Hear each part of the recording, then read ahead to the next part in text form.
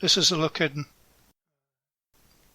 using Gimp, Resources Manager, resources, brushes, fonts, patterns, and this is a one you can go to here, sourceforge.net, projects, Gimp tools. If you follow the link to Offnet's Gimp tools website and the management tools,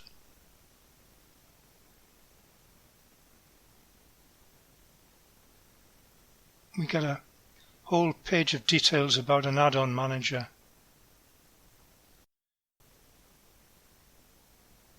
Please go there and read it, especially the bit about how to use it. You need to make some additional storage folders, and in those storage folders some subfolders, either regular folders or zip files. A bit about installing the plugin, a bit about a configuration file which you don't absolutely need, a little bit about registration here. This is Gimp plugin registration, and in particular this little file plugin RC. Look at that a little later. Where to get this manager? Well, back off a couple of times till you get back to that basic SourceForge page. Tack on the end files and slash scripts. Hit the enter key and you get to there, Offnet's Gimp tools. So it's that sourceforge.net project, Gimp tools, files, scripts. About a third of the way down, you'll find this one, addoncollectionmanager-3.0.py. So in Windows now, this is Windows 7, you've got to know where your Gimp profile is, so it's in users, your name.gimp-2.8, and I find folder view very confusing, so I'm going to use lists so we can see what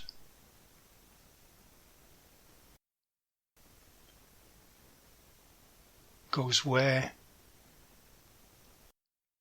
And first thing we've got to do is make some new folders,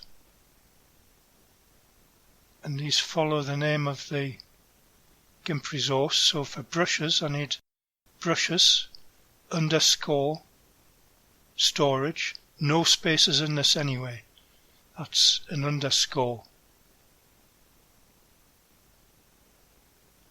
Show you again for fonts, so that's fonts _ storage. And we'll do another one for scripts. Scripts _ storage. Again, no spaces in any of those. You can do the same for gradients, palettes, patterns, but we'll leave those for some other time.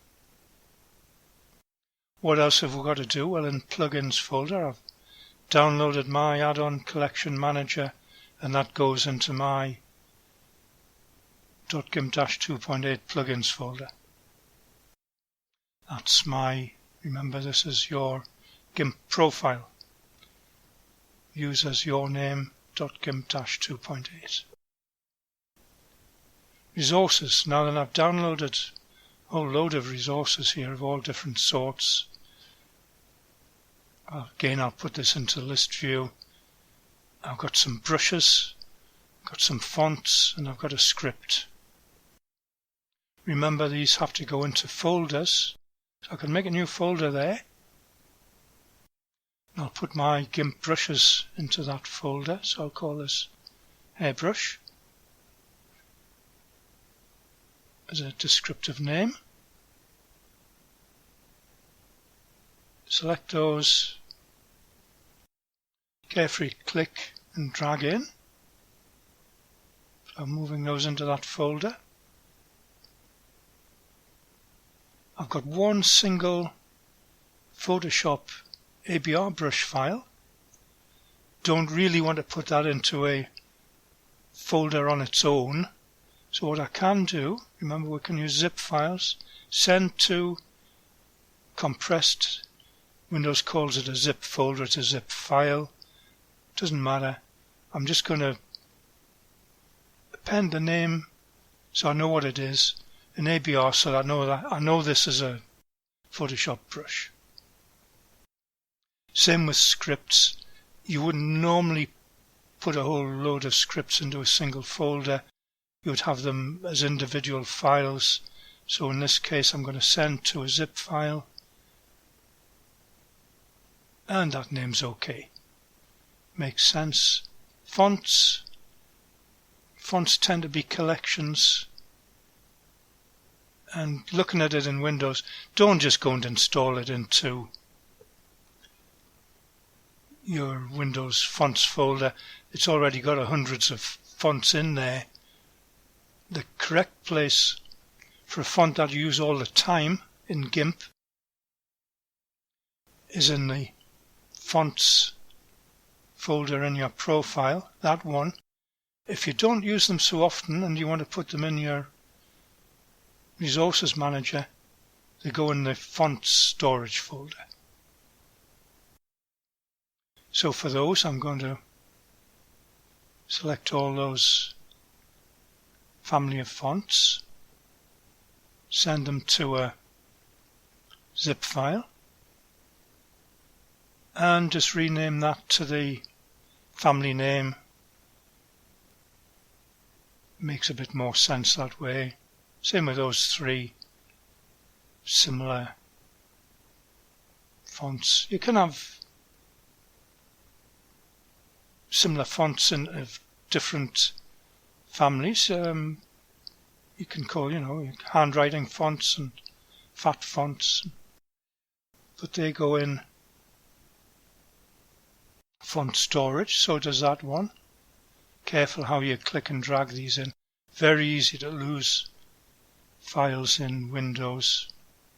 Clicking and dragging. It's not the best file manager in the world. That goes into brushes. So does my little ABR zip. That goes into brushes storage as well. And my single script, if I can find it, goes into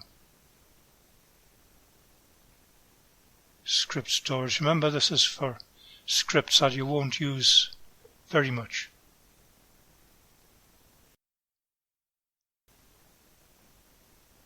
So looking at it, remember, just check it's in subfolder in storage folder. One last thing to do while we're in the file manager. Remember, right at the beginning we mentioned the file above there, this one, plugin RC. Well, just click on that, drag it off to the bin. Gimp will make a new one when it starts. So open Gimp up.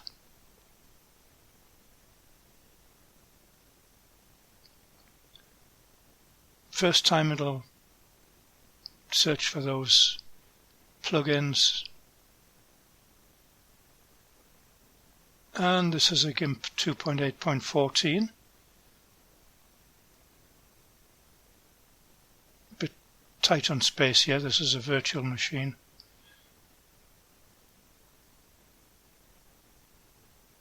And we'll add a canvas to work on just to see how these add-ons perform. So if I right click in the brushes dialog, I get that brushes sets, and however many of your folders you've added will show up. There's only 2 here, so I can go and add the hair brushes. You can see they've loaded straight away there. Need to reset the natural size. So that's what they look like.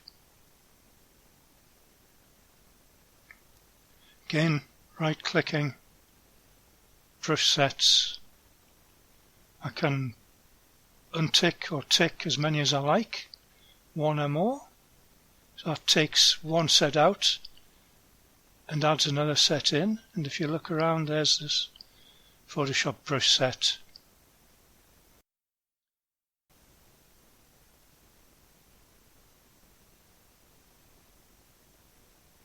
Typical multi-brush ABR.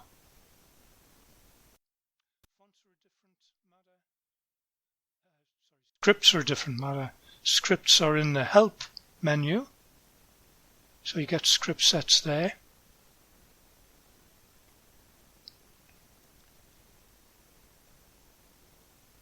Just OK that.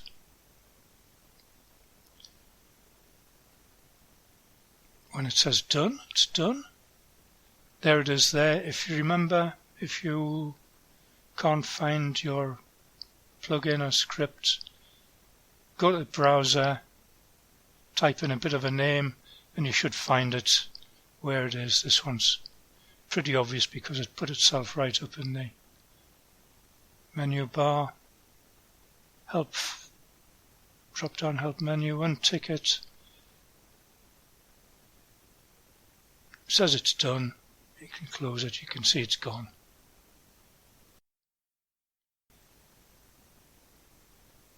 Fonts. Gimp will have a font menu there and one on the canvas, but you do need to add your fonts tab just so you can right click in it to get font sets. And if I OK that, well, you can see we've got those fonts added. Can add another one if I want to. There it is.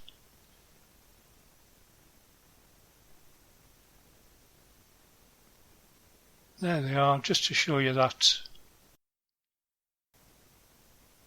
they do work.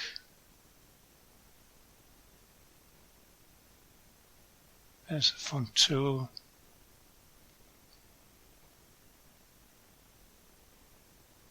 That's what it looks like.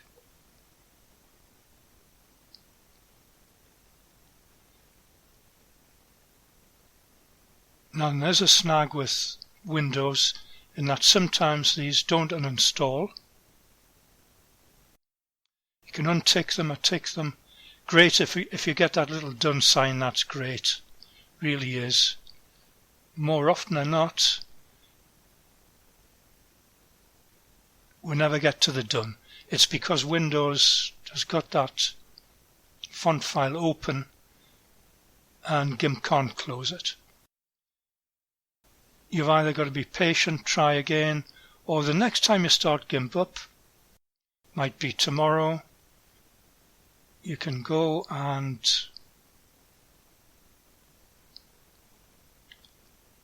next time you need to do some font management. I should have put this in permanently, but I didn't. Font sets, there that is, OK that, done.